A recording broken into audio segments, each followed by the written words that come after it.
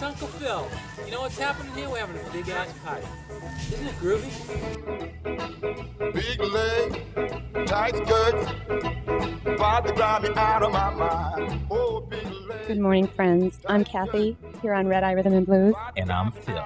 And Phil is our special guest this morning from the Honeybee Donut Shop in Seabrook, helping us raise money here for the... All you folks working out there, I'm loving it here. I'm so happy. Taking a break from the donut place. And I got to tell you, it's a nice, well-earned break. Carl, Rowley, all you girls, keep working. I'm watching. I want to see some pledges. And that's why I'm here. Because Kathy's shy. And I'm not. So what I'm going to do is I'm going to help her drum up some money. We have a goal that we're trying to top last year, and we want to get at least 60 pledges this morning from you folks. That should be around $1.5 million. Phil, how did you get involved with us here anyway? Let's By talk mistake. about that. I started getting up real early in the morning, and that serene voice wakes me up and makes me want to make donuts. I think honey buns when I hear your voice.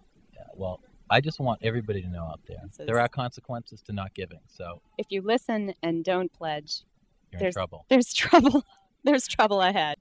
Let's see those phones ring. I want to do a little infomercial with my daughter. All right. Honey, Yes, how old are you? 22. And where did you graduate? You got it going on? I was just checking levels. Okay. All right, keep going. You got it going on? Yeah. Okay, now, where did you Yes, I do. graduate from? Northeastern University. Really? And how many years did it take you to graduate Northeastern? 5 years.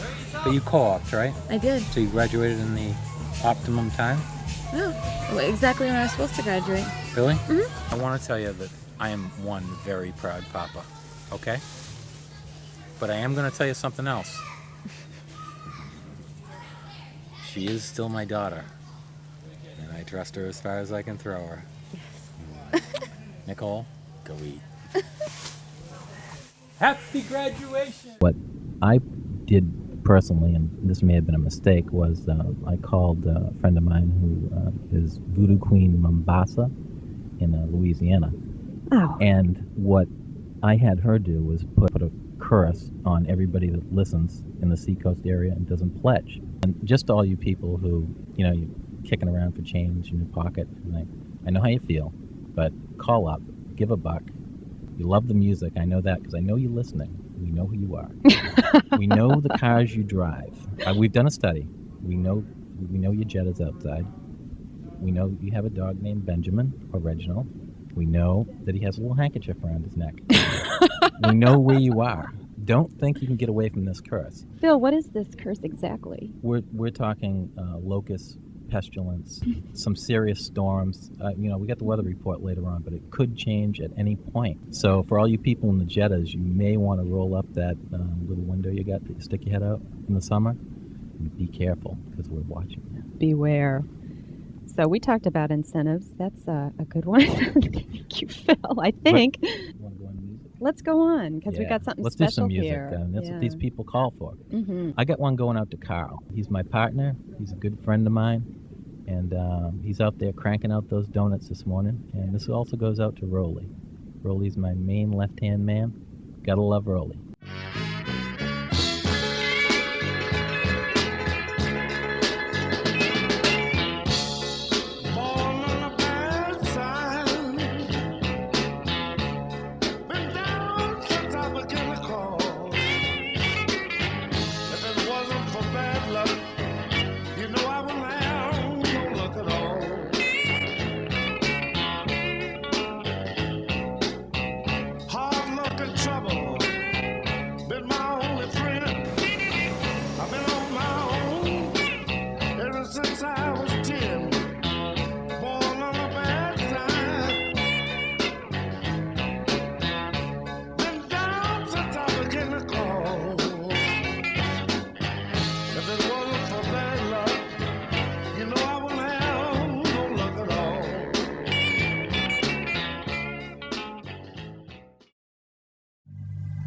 But have you ever sit down to think about everything that's got life in it likes to make love?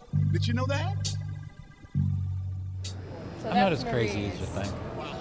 I'm just an old author with a motorcycle. But old author with a motorcycle, I understand.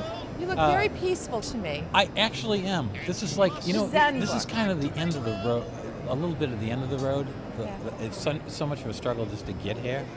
It's almost like this is kind of the easy part. This is the You got fun a part great for me. face, you know that? Thank you very much. You really do.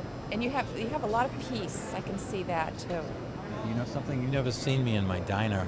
I know. I'm like an animal. What I got here, I'm doing is a Viagra breakfast, and that's a banana pancakes, and that's self-explanatory.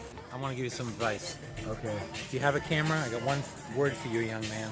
Porno. Okay. Or I need a Mardi Gras experience before I die. Take a mark down with a box of beads, you know. Mark would love that. I got dead. I can't say that here, right? There's dead wood in my alley. Can't get away from the honey buns, and I've got something going out to my favorite honey bun of all time. This one's going out to Mary. It's for you, Mary, from Phil.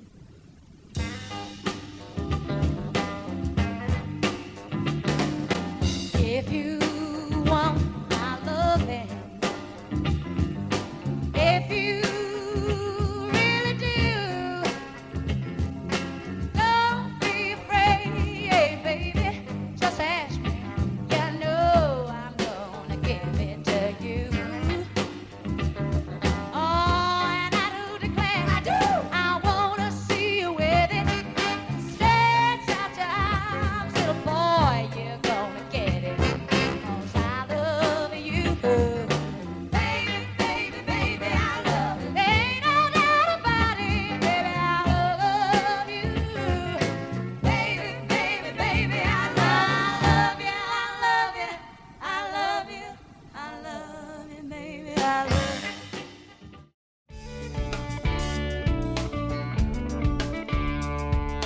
When the evening sun goes down, How it all started was I had an Elvis impersonator who was in my book series, and he's also a good friend. His name's Ralphie. Ralphie is 56 years old and is an absolutely horrific singer. He's the worst, but he puts on a damn good show. Never let me go. So my friend Ralphie buys a belt off another Elvis impersonator, and they have this fight, and this other guy's gonna come down and fight him in the Honeybee.